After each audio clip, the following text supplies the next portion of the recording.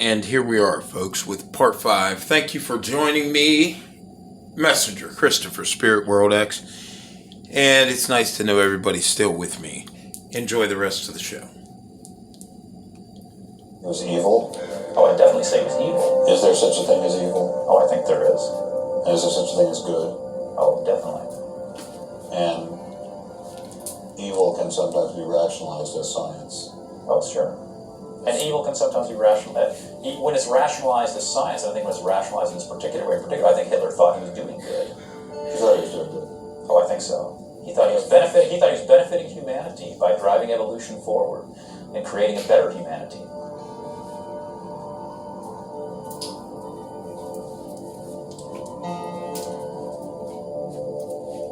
Before leaving Dachau, I stopped by the memorial commemorating the thousands of Jews who were killed there in excruciating conditions.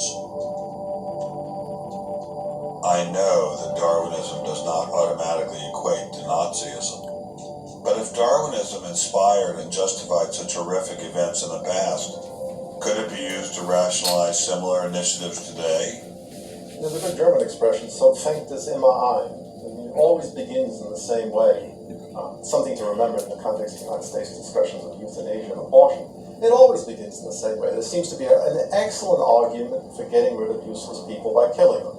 Or at least it seems excellent to the people advancing the argument. It's a love affair with death, and the euthanasia and this movement going on. A love affair with death. And the idea is that immediately rid our society of anybody who might be a drain. And think of people in economic terms. And I think that's where some of the Darwin fits in, actually. It's just a devaluing of human life. Think of people in economic terms. Evolution has to do with, the transition of life forms, and that... And this is what you and I, the melanated frequency, began thousands of years ago. All of those kinds of ideas. The transgenerational seventh sensory aware. Darwinian perspective. That would be you and I. Privileging of human beings, basically. The magnetically misaligned creators. Darwinism have to sort of take this kind of viewpoint very seriously. Out of our minds in our own matrix program. An elite that controls essentially all the research money in science, saying there is no such thing as moral truth. Science will not be related to religion. I mean, it's essentially official policy of the National Academy of Science that religion and science will not be related. I mean, hey, that cuts off a lot of debate, doesn't it? What's going to happen if this doesn't change?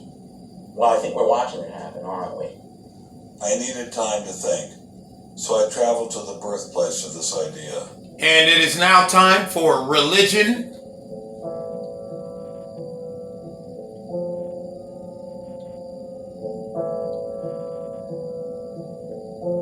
To be the only thing that we consider. For nothing else will work.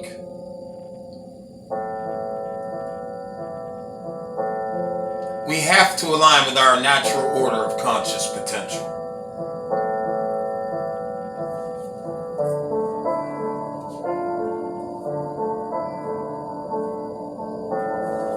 And if you want to call that a religion, call it a religion. But call it the truth.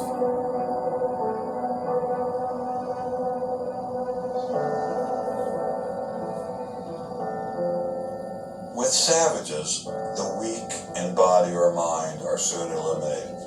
We, civilized men, on the other hand, do our utmost to check the process of elimination. We build asylums for the imbecile, the maimed, and the sick. Thus, the weak members of civilized societies propagate their kind. No one who has attended to the breeding of domestic animals will doubt that this must be highly injurious to the race of man. Hardly anyone is so ignorant as to allow his worst animals to breed. Charles Darwin, The Descent of Man, 1871.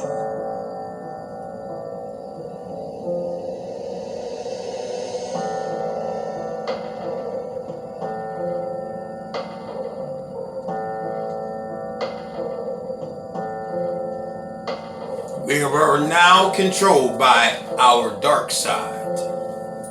Will we allow it to continue?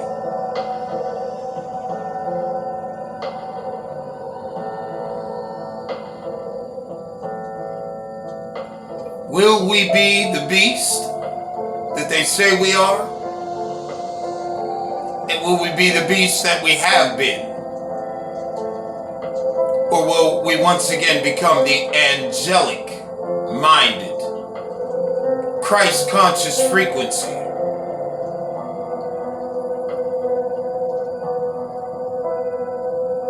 that we naturally are?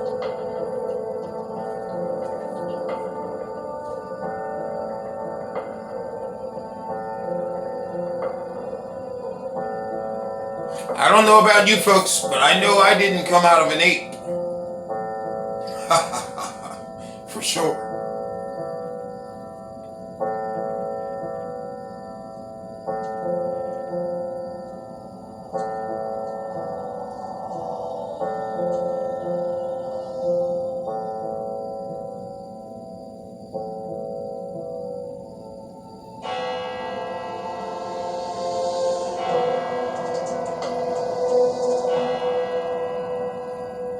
Throughout the Cold War in Germany, there was this wall erected to keep ideas out. It was erected by people who held an ideology, that were afraid of the competition from other ideas that would come into their society.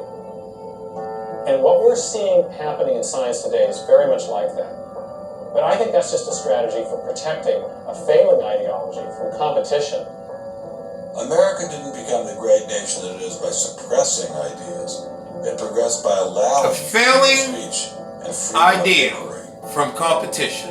Thomas Jefferson got it right when he wrote, "We hold these truths to be self-evident, that all men are created equal, that they are endowed by their Creator with certain unalienable rights, that among these are life, liberty, and the pursuit of happiness." Hundreds of thousands of Americans have given their lives to protect these values, but now they're under threat once again. It wasn't just scientists who were being expelled. It was freedom itself, the very foundation of the American dream, the very foundation of America. If we allowed freedom to be expelled in science, where would it end? The Darwinian establishment is so massive and so entrenched, it appears impenetrable. I couldn't bring it down myself, but I could at least confront those who had expelled the scientists I met. What would you say if you had Eugenie Scott sitting next to you? What would you say to her? I would ask her, by what authority does she and those like her presume to declare what is and is not science? You know, he's sort of made himself martyr of the day. They've gotten a lot of mileage out of, poor Rick Sternberg. And we got lip service from the leadership of the Smithsonian, but I didn't feel they ever followed through. We went into the Smithsonian looking for answers, but we ran into the same stone wall as Congressman Souter. We did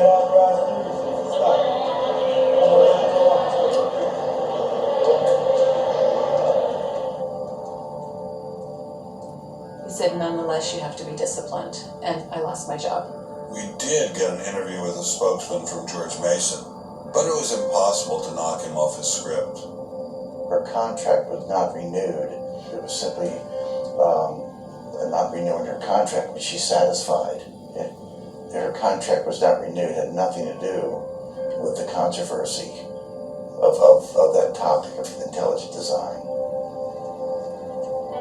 I have never been treated like this in my about 30 years in academia. We received a similar reception at Baylor University. They refused to admit that what had happened to Dr. Marks had anything to do with ID. Certainly the conversations I've had, this is not the intelligent design situation, has not been the thrust of the conversation. It's a procedural issue. That's the way we dealt with it. Funny, that's not how Dean Kelly put things in his original email to Dr. Marks.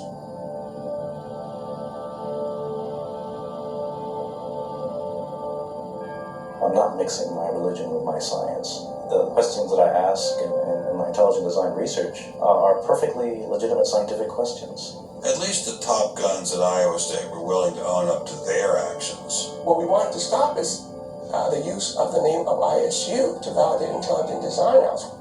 And we did succeed. I really think a lot of good Yarmo. He's a great guy. So, that's why I'm kind of disappointed, all right, that he should have just left this alone. in my opinion, should have just left it alone. Dr. Hauptmann elaborated further on his great regard for Gonzalez. This is quoting an email from you to Mr. Avalos. You say, "Sometimes it is just best to ignore idiots," in reference to Guillermo. And then, "The religious nutcases should be challenged at every opportunity." Yeah, because, for example, you... in that case, I'm thinking more of, say, the creationist crowd who claims that God put all the animals on an ark and that's it. All right? That's where all of our animals came from today. That's crazy. Okay? You shouldn't be...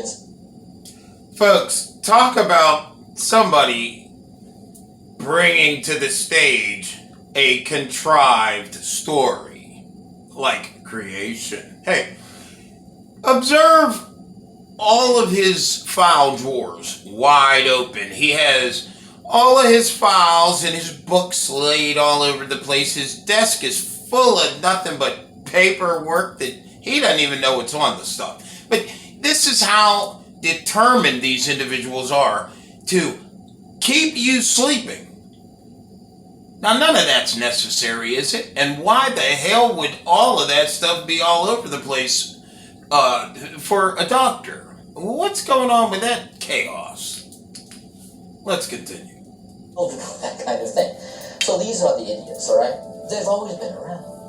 They've always been around. Going after the perpetrators in each of these cases wasn't getting me anywhere. So I reconnected with Dr. Berlinski and Dr. Schroeder to see if they had any advice.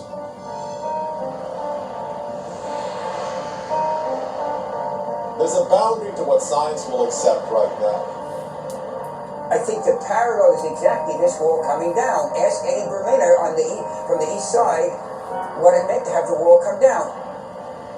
If it is possible to make a break in the wall that will allow academia to ask these fundamental questions that exist and allow them in the science classrooms as well. It'd be nice to see the scientific establishment lose some of its prestige and power. It'd be nice to see other questions being opened up. Above all, it'd be nice to have a real spirit of self-criticism penetrating the sciences. Absolutely. Down the wall. Is there anything I can do? Make it apparent to the world that a wall exists. There are vast numbers of persons who talk about academic freedom. And there is academic freedom as long as you're on the correct side of the wall. If you're on the wrong side of the wall, as we mentioned a few moments ago, you lose tenure, and that's a given. And this is something we will no longer deal with. Obviously, I couldn't take. We will make a stand against this very soon. Architects. It must be soon.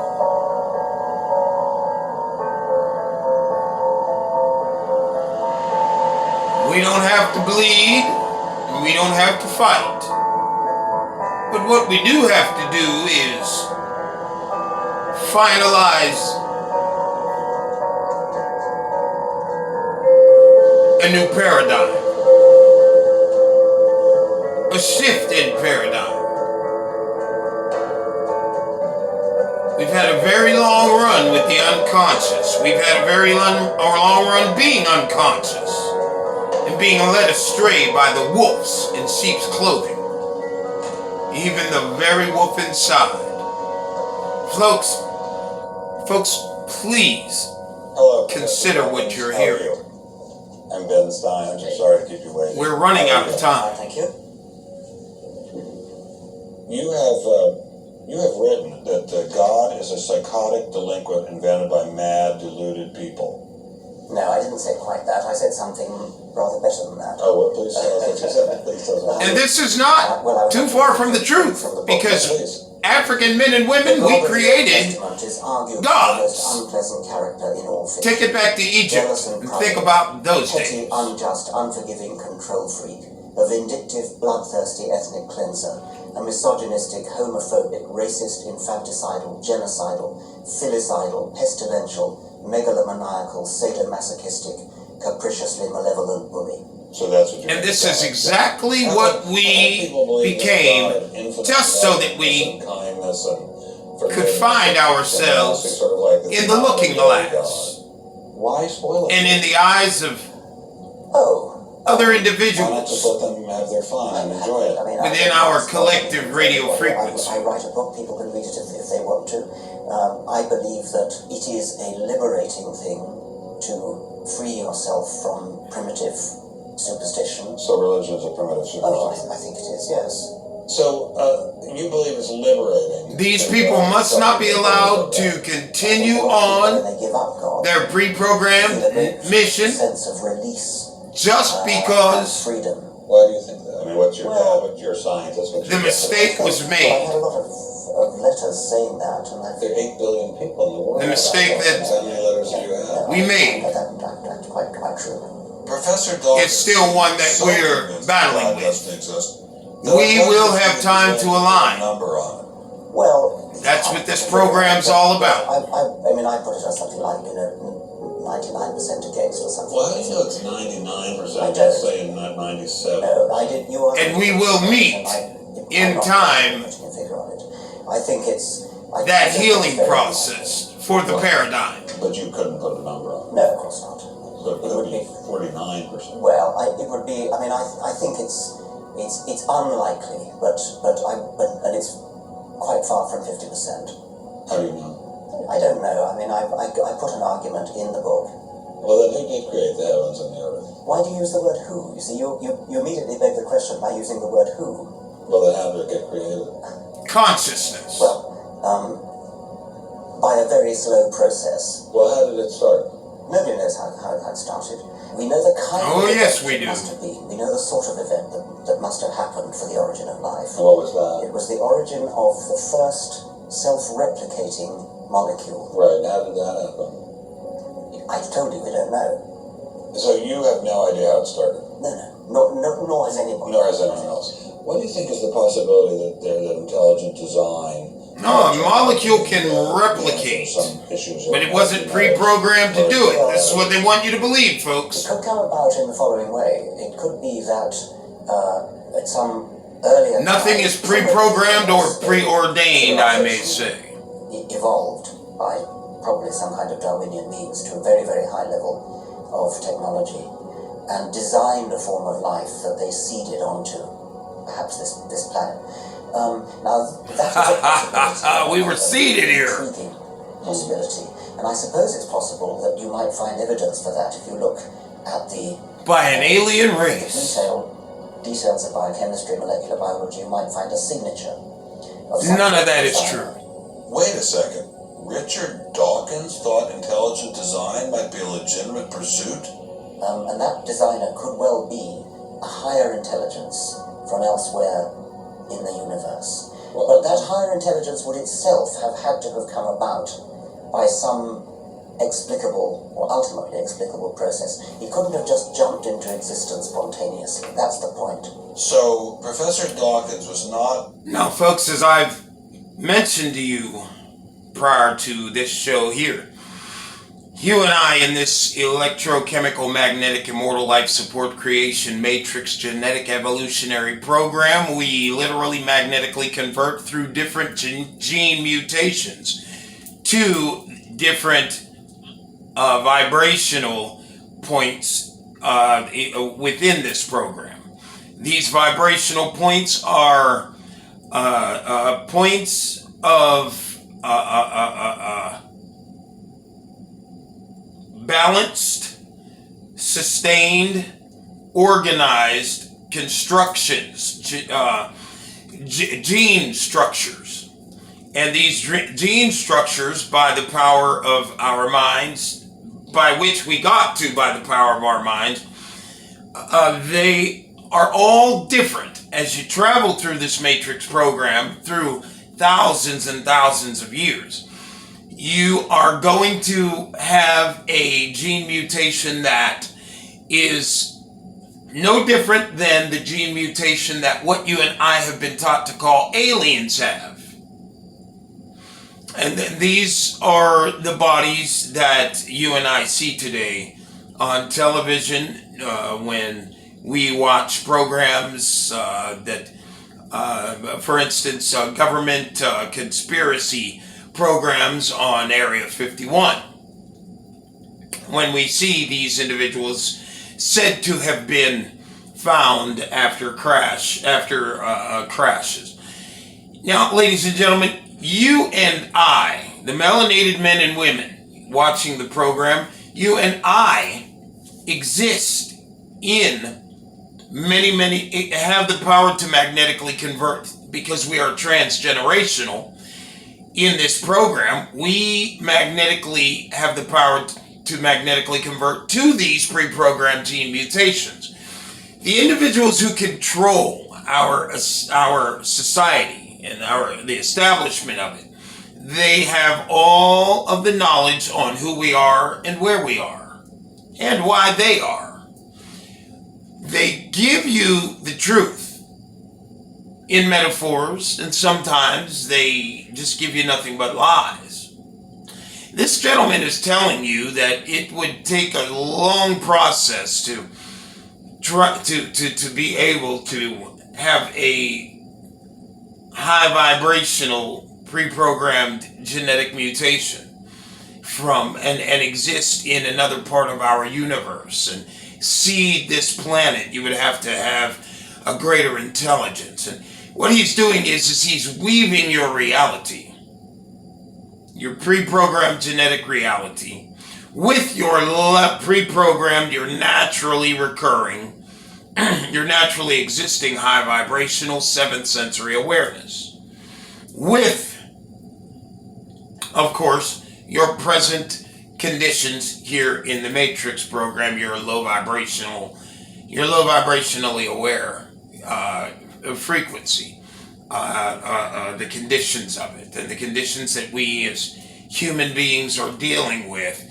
after we created a God and literally, as a consequence, magnetically manifested the individuals who are now in control of all the lies we are being told. Let's continue.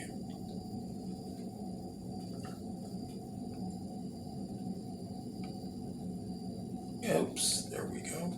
Intelligent design. Just certain types of designers, such as God. So the Hebrew God, the God of the Old Testament, he doesn't exist in your view? Certainly, I mean, that would be a very unpleasant prospect. And the Holy Trinity of the New Testament? Nothing like that. Do you believe in any of the Hindu gods? Like Vishnu? How can you ask such a question? You don't, how could I? I mean, why would I, given that I don't believe in any others? You don't believe in the Muslim God? No. And why do you even need to ask? Well, I just wanted to be sure. So you don't believe in any God anywhere? Any God anywhere would be completely incompatible with anything that I've said in Just to interrupt, but he doesn't have a problem with agreeing with a Catholic God.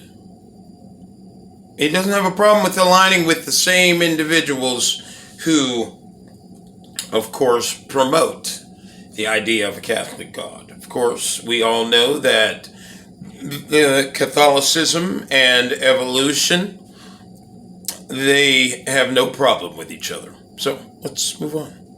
To make sure you don't believe in any God anywhere.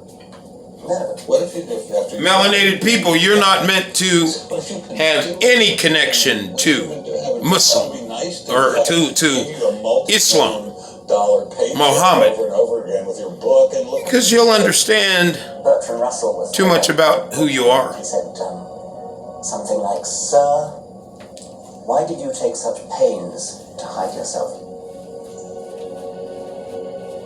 But if the intelligent design people are right, God isn't hidden.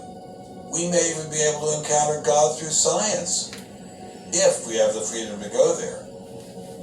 What could be more intriguing than that?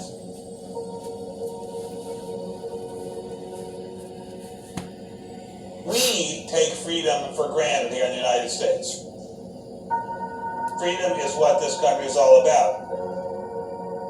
And a huge part of freedom is freedom of inquiry. But now, I'm sorry to say, freedom of inquiry in science is being suppressed. Behind me stands a wall that encircles the free sectors of this city, part of a vast system of barriers.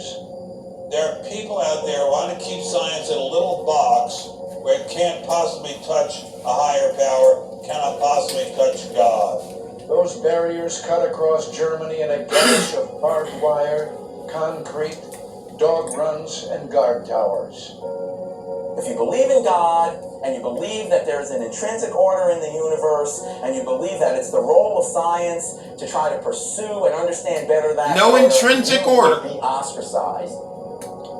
I'm frightened by this, but I'm not going to let it stop me from investigating and from speaking.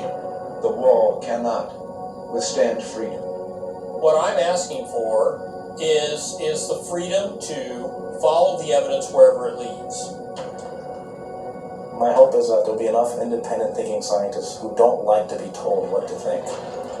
People on both sides of the argument being prepared to talk and listen, and above all a willingness to keep these dialogues open. It might allow a lot of very good scientists to be scientists who aren't being allowed to be scientists right now. I don't care what they end up as being. I don't care if they end up being religious, or young earth creationists. If they have thought their way through the issues and get there, I'm all for them. And why do I think we're going to win in this struggle? Because truth-crushed earth will rise again. To find out what's true All right. has value all of its own. If it has additional good consequences, so be it.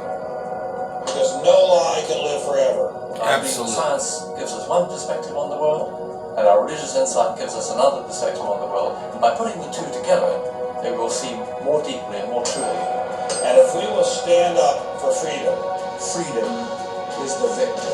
if we all do that, we will overcome.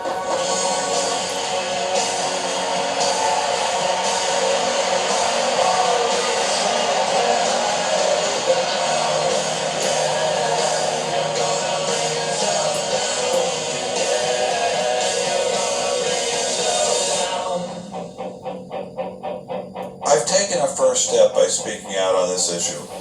But if the wall is to come down, we all have to do our part. Some of you will pay a heavy price for speaking out. You may even lose your job. I guarantee you'll get hate email. But if you don't get involved, will anyone be left to carry on this struggle? Anyone? Wow. Anyone? Will anyone be left to carry on the struggle? Folks, stay tuned for the final clips of the Worldwide Paradigm Shift Show. Thank you all for joining me. I truly appreciate you.